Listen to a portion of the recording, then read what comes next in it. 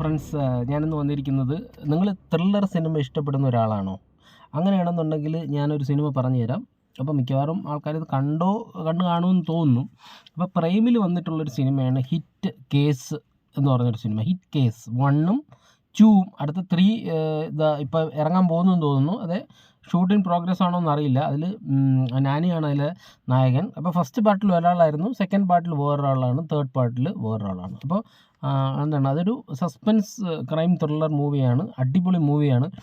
പ്രൈമിലുണ്ട്. നിങ്ങളൊന്ന് ഒന്ന് ജസ്റ്റ് ഒന്ന് കണ്ടു നോക്കുക. അപ്പോൾ എനിക്കിഷ്ടപ്പെട്ടു ആ സിനിമ.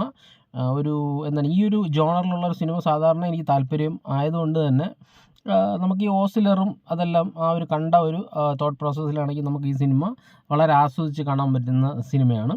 അപ്പോൾ പ്രൈമിൽ ഇത് ഹിറ്റ് കേസ് 1 മലയാളത്തിൽ കിട്ടും.